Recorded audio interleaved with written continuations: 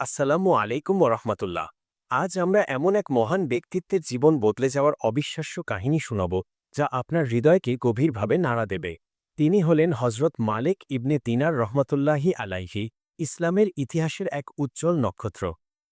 পাপের অতল গহ্বরে জীবন। শুরুতে মালিক ইবনে দিনার রহমতুল্লাহি আলাইহি এমন ছিলেন না। তিনি ছিলেন ইরাকের বসরা নগরীর একজন মানুষ, যিনি জীবনের প্রথম দিকে পাপের পথ বেছে নিয়েছিলেন। তিনি ছিলেন একজন পুলিশ কর্মকর্তা, কিন্তু মদ্যপানে আসক্ত এবং জাগতিক ভোগ বিলাসে মগ্ন। নামাজ রোজার ধার ধারতেন না। একদিন তিনি এক সুন্দরী দাসীকে কিনলেন এবং তাকে বিয়ে করলেন। তাদের ঘর আলো করে এলো একটি ফুটফুটে কন্যা সন্তান, যার নাম রাখা হল ফাতিমা। মালিক ইবনে দিনার রহমতুল্লাহি আলাইহি তার এই কন্যাকে ভীষণ ভালোবাসতেন। ছোট্ট ফাতিমা যখন হাঁটতে শিখল, তখন সে তার বাবার জীবনের এক অদ্ভুত সঙ্গী হল।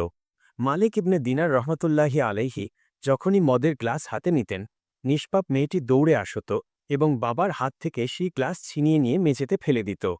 মদের গ্লাস ভেঙে যাওয়ার পরও মেয়ের প্রতি ভালোবাসার কারণে তিনি কখনো তাকে বকা দিতেন না। এইভাবেই সেই ছোট্ট হাতটি যেন তাকে অন্ধকার থেকে আলোর দিকে ইঙ্গিত দিত। কিন্তু নিয়তি এক চরম পরীক্ষা নিল। মাত্র ২ বছর বয়সেই সেই আদরের কন্যা সন্তান ফাতিমা ইন্তেকাল করল। এই শোকে মালিক ইবনে দিনার রহমাতুল্লাহি আলাইহি যেন আরও ভেঙে পড়লেন এবং তার মদ্যপানের মাত্রা আরও বেড়ে গেল। তিনি পুরোপুরিভাবে হতাশায় ডুবে গেলেন। একদিন ছিল শাবান মাসের ১৫ তারিখ। মালিক ইবনে দিনার রহমতুল্লাহি আলাইহি বরাবরের মতোই প্রচুর পরিমাণে মদ পান করে শুয়ে পড়লেন এবং ঈশার নামাজও আদায় করলেন না। সেই রাতেই তিনি এক ভয়াবহ স্বপ্ন দেখলেন। তিনি দেখলেন কিয়ামত বা বিচার দিবস শুরু হয়ে গেছে। সবাই হাসরের ময়দানে দৌড়াচ্ছে, আর তিনিও তাদের সাথে ছুটছেন। হঠাৎ তিনি পেছনে এক বিকট শব্দ শুনলেন। ফিরে তাকিয়ে দেখলেন একটি বিশাল, ভয়ঙ্কর সাপ তাকে তাড়া করছে, মুখ হাঁ করে। ভয়ে মালিক ইবনে দিনার রহমাতুল্লাহি আলাইহি পাগলের মতো দৌড়াতে লাগলেন। পথিমধ্যে তিনি এক বৃদ্ধ ব্যক্তিকে দেখলেন। বৃদ্ধকে সালাম দিয়ে সাহায্য চাইলেন, কিন্তু বৃদ্ধ বললেন, আমি তোমার কোনো উপকার করতে পারব না, আমি দুর্বল, তুমি দ্রুত দৌড়াও। মালিক ইবনে দিনার রহমাতুল্লাহি আলাইহি আবার ছুটতে লাগলেন এবং একসময় দোজখের জাহান্নাম কিনারে এসে পড়লেন। ভয়াবহ দৃশ্য দেখে তিনি ফিরে আসার চেষ্টা করছেন, এমন সময় পিছন থেকে সেই সাপটি আরও কাছে এসে গেল। ঠিক সেই মুহূর্তে তিনি শুনতে পেলেন কেউ যেন তাকে ডাকছে। দেখলেন একদল শিশু সেখানে দাঁড়িয়ে আছে। তিনি তাদের কাছে ছুটে গিয়ে সাপ থেকে বাঁচার জন্য সাহায্য চাইলেন। শিশুরা বলল, আমরা খুব দুর্বল, আমরাও তোমাকে সাহায্য করতে পারব না, তবে আমাদের মধ্যে এমন একজন আছে যে তোমাকে বাঁচাতে পারে।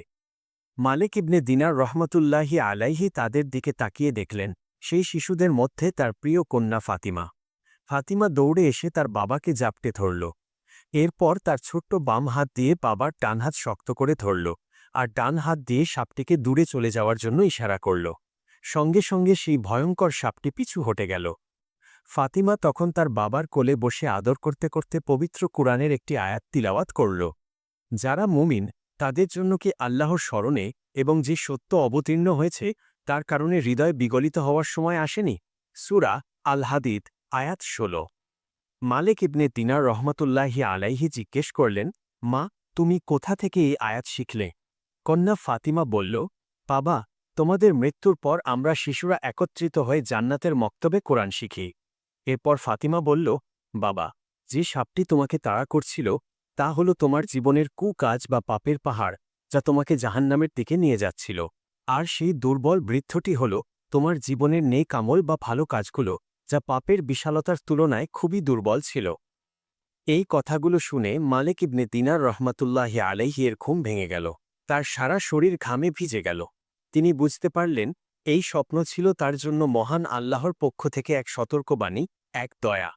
সেই মুহূর্তেই তিনি মন থেকে তওবা করলেন, অতীতের সকল পাপের জন্য লজ্জিত হলেন এবং এক নতুন জীবনের শপথ নিলেন। তিনি সকল প্রকার পাপের পথ ত্যাগ করে মহান আল্লাহর ইবাদতে নিজেকে সঁপে দিলেন।